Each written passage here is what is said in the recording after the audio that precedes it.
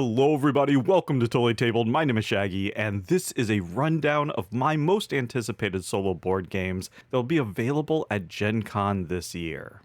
Gen Con is the largest and longest running game convention in the United States. This year it takes place from July 31st to August 3rd in Indianapolis, Indiana.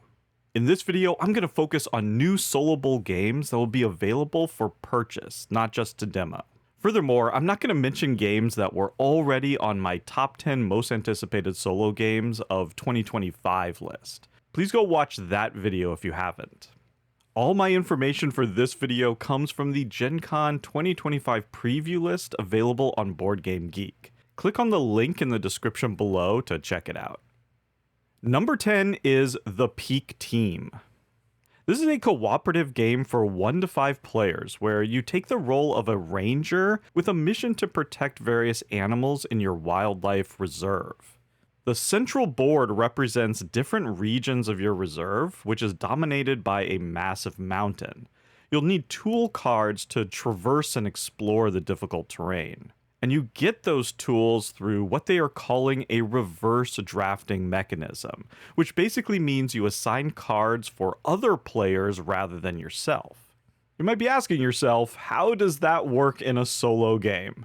Well, I have no idea. That's why I have Peak Team all the way down here at the bottom of the list. But there's still plenty here that piques my interest. First of all, Scott Almes has a great design resume, including Warp's Edge, Conservas, and Button Shy's Simply Solo series, including the Royal Limited, A Nice Cuppa, Hyperstar Run, and The Last Lighthouse. I've made full solo playthroughs of all 6 of those games, so go check that out. Obviously, I am a fan. I also love the artwork and graphic design, it's just so pleasant to look at. According to the description on BGG, you can play this in only 60 minutes, and apparently the game's complexity increases as you play. I'm definitely intrigued. That's The Peak Team. Number 9 is Food for Thought. This is a new edition of an older game called Consumption, Food, and Choices, and it includes that game's 2 expansions, Picky Eater and Extra Helpings. Food for Thought was designed by an actual dietitian, and it's all about making healthy food choices. Players will shop for ingredients, cook recipes, dine out, and exercise, all in the pursuit of health and happiness. I love this theme. It has such a wide appeal and would just be perfect to introduce to new players.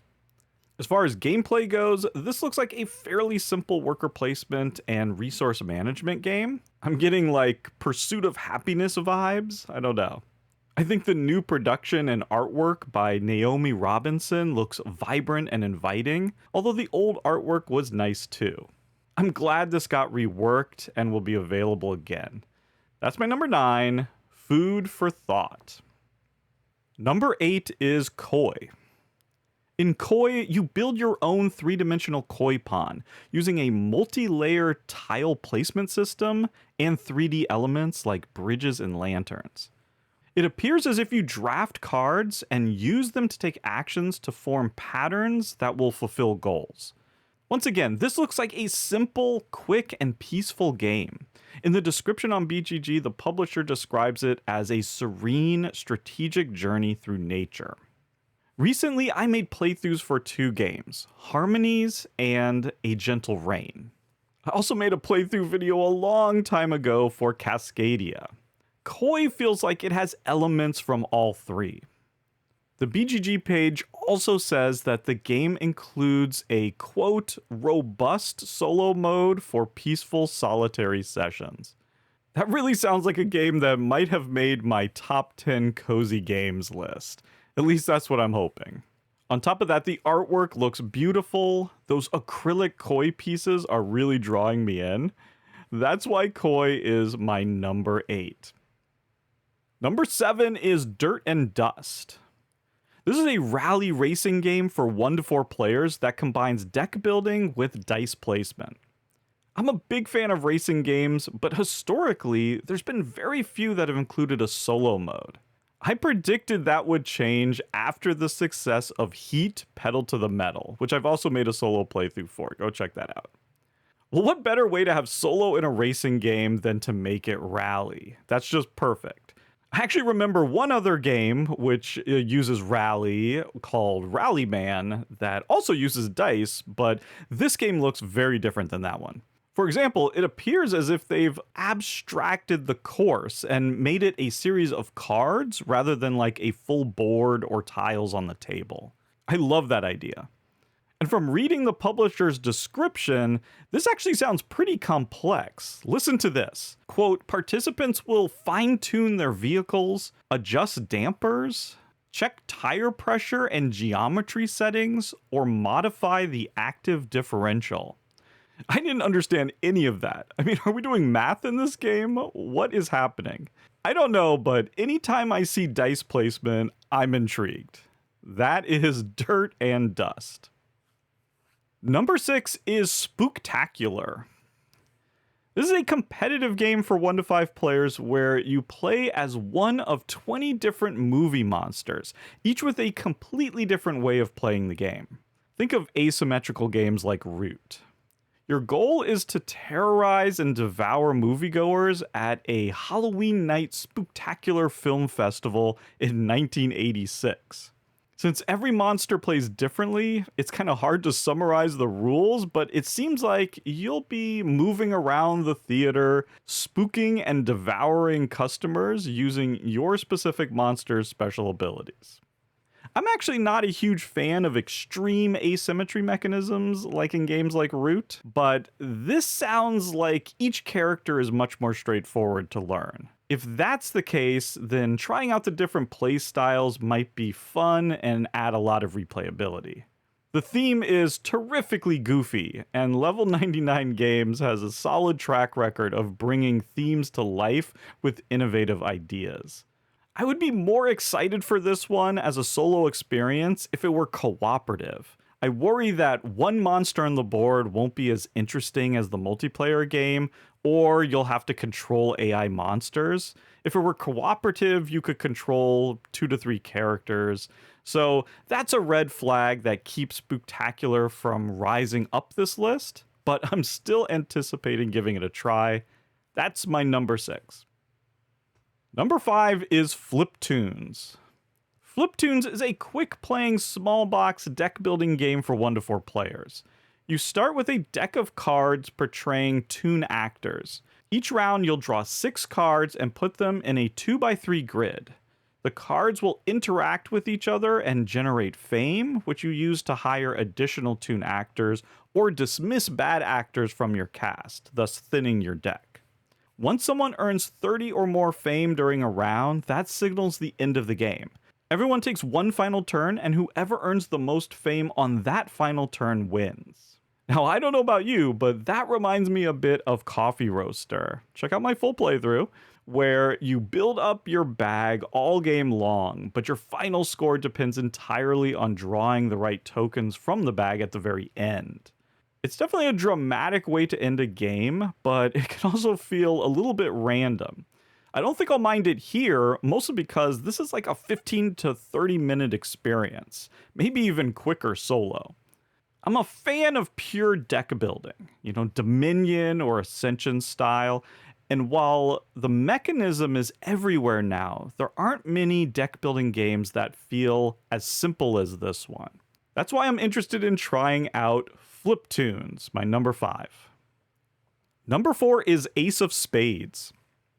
Ace of Spades is a solo or 2-player co-op where you use poker mechanisms to duel against the worst spawns from hell. That's basically everything I know. So why is this at number 4? Well, it's simple. This sounds reminiscent to the greatest combat system ever designed. I'm talking about shootouts in the expandable card game Doomtown Reloaded, originally called Deadlands Doomtown, or as it's now known, Doomtown Weird West Edition. The history of Doomtown is kind of wild. Now, I've talked about Doomtown a bit in the past. It's one of my favorite games of all time. But for those of you who aren't familiar, in Doomtown, you play hands of poker in order to resolve fights. It's just the greatest thing ever.